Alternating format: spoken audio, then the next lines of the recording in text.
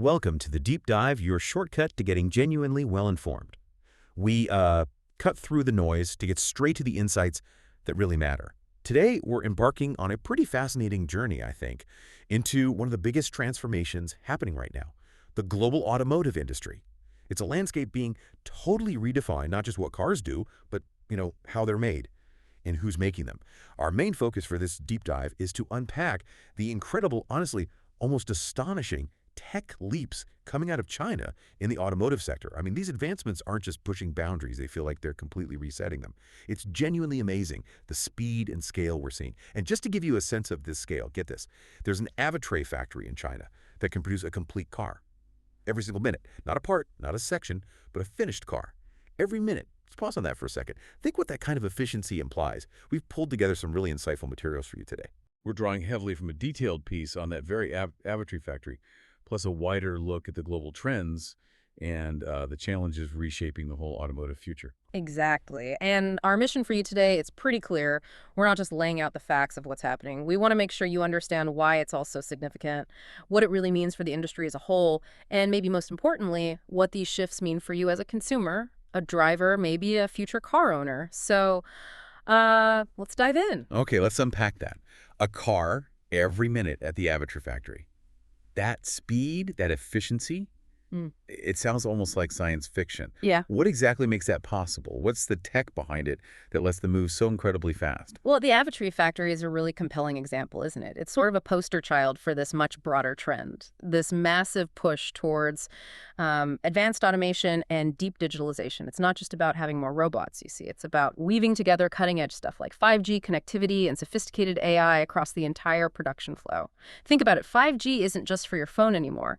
In these factories, it allows machines to talk to each other in real time, instantly, which is critical for things like digital twins. The virtual replicas. Right, exactly. Virtual copies of the factory that let them constantly tweak things, optimize, even predict when a machine might need maintenance, and then you layer in the AI.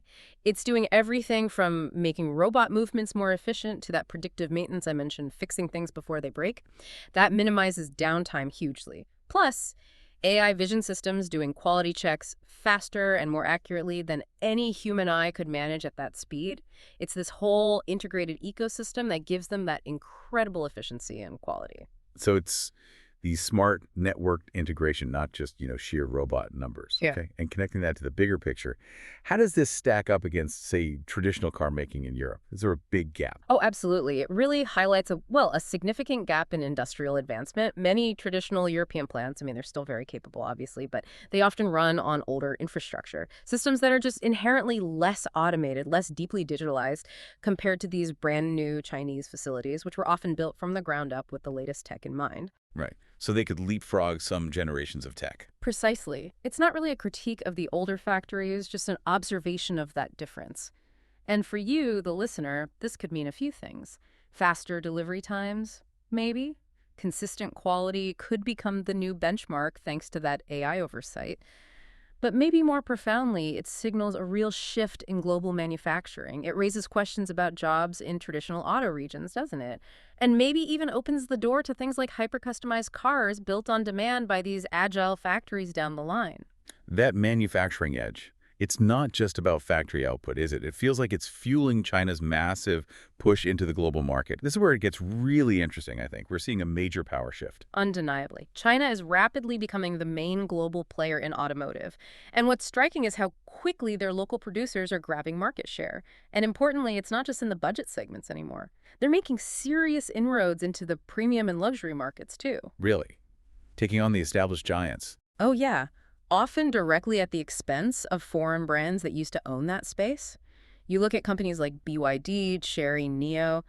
They're not just competing on price now. They're competing hard on tech, design, user experience, often delivering features that, frankly, surpass some traditional players. They've leveraged their huge home market, government backing, and super agile R&D to iterate incredibly fast. So it's a completely different ballgame. It really is, and it raises this important question, doesn't it? Thinking about how fast this is happening.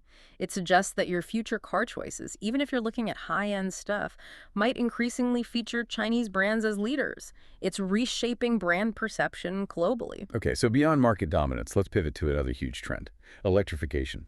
EVs. It really feels like a tale of two very different continents when you look at adoption rates, doesn't it? That's a very good way to put it. The contrast is quite stark. In China, EVs are now over 40% of new car sales. Wow, 40%, that's huge. It's massive. It reflects this enormous consumer shift backed by strong government incentives, a pretty rapid charging network build-out, and intense local competition that's pushed prices down. EVs are just more accessible there. Now, compare that to Europe and the US. EV adoption is growing, sure, but much more slowly than many expected. Why the lag, do you think? It seems to be a mix of things. Political uncertainty around future policies and subsidies definitely makes some buyers hesitate. Then there's the higher upfront costs compared to petrol or diesel cars, even if running costs are lower. And, range anxiety and charging infrastructure concerns, they're still real barriers for a lot of people. So even with things like the European Green Deal aiming high, the reality on the ground is slower. Are they managing to bridge that gap at all? Well, they're trying. Europe's share, while lower than China's, is still growing, and it's being pushed by specific strategies. You're seeing more affordable EV models coming out from European brands finally, and the charging infrastructure is expanding steadily. The Green Deal does set ambitious targets, aiming for traditional engines to be, well, essentially phased out in many areas by 2030. That means big investments in batteries and charging networks. But for you, the listener, it means your experience with EVs, the availability of charging, the choice of models. The price will vary a lot depending on where you are. It directly shapes whether you're ready to make that switch. Okay, so electrification is key. But what's the next step? Beyond just being electric, where are cars heading? What's redefining the experience itself? Well, that's where the idea of software-defined vehicles comes in. This is really the next big paradigm shift. These aren't just cars with big screens. They're basically powerful, integrated computing platforms on wheels. They use advanced AI. They get continuous over-the-air OTA updates, just like your phone. So like new features appearing overnight. Exactly. And they have sophisticated partial autonomous driving systems, ADS, advanced driver assistance systems. Think about it. Features that used to be fixed hardware engine tuning, suspension feel, even safety systems can now be updated, customized, or added through software. It totally changes the ownership model. Your car can actually get better, safer, more capable over time. And these ADS systems, Yeah. what's the reality now? And are we close to fully driverless cars? Right, good question. So connecting this to the bigger picture, ADS features like adaptive cruise, lane keeping, emergency braking, they're spreading fast, getting better all the time, even now in 2025. But it's really important to be clear. Level 5, fully autonomous driving car does everything, everywhere, no human needed. That's still quite a way off for widespread use. Hurdle's still too high. Yeah, significant regulatory, technological, ethical hurdles remain. But these ongoing software innovations, they are already profoundly changing your driving experience, boosting safety, altering what your vehicle can actually do. Imagine your car getting a better parking assist feature via an update while you sleep. That's the direction. That's a lot of exciting change. But it can't all be smooth sailing, right? Yeah. The industry must be facing some serious headwinds, too. So what does this all mean? What are the big challenges, the competitive pressures? Yeah, this raises an important point. Despite the tech leaps, the sector is definitely grappling with some major industrial and economic challenges. You've got the ongoing supply chain issues, especially with semiconductors, still causing headaches, delays, higher costs worldwide. Then there's intense pressure on profit margins. The huge investments needed for EVs and software R&D, plus fierce price competition, it really squeezes things. And trade issues, too, I imagine. Absolutely. The threat of trade tariffs between, say, China, Europe, the US, that complicates everything, market access, supply chains, and of course, a relentless competition from those super innovative Chinese producers we talked about. So how do established players, especially in Europe, stay competitive? They have to innovate aggressively and strategically. That might mean more mergers, pooling resources for R&D, big investments in next-gen tech like better batteries and smarter AI. And, crucially, coherent industrial policies from governments to support domestic innovation and manufacturing. You look at somewhere like Italy, for example, part of Europe's auto heritage, it's unfortunately lost ground compared to China. Why is that? Well, it seems to be a mix of factors. Delays in adopting automation, maybe some management difficulties in historical giants like Fiat finding consistent direction, and just lower production volumes overall, making it harder to get those economies of scale. So these aren't just small bumps. They're fundamental strategic challenges. How does all this turbulence eventually hit the consumer then? Ultimately, All these global challenges and how companies and regions respond, they directly impact the cost, the availability, and even the type of innovation you see in the cars you might buy. We could see different prices in different markets, different features offered, maybe even cars designed more specifically for certain regions.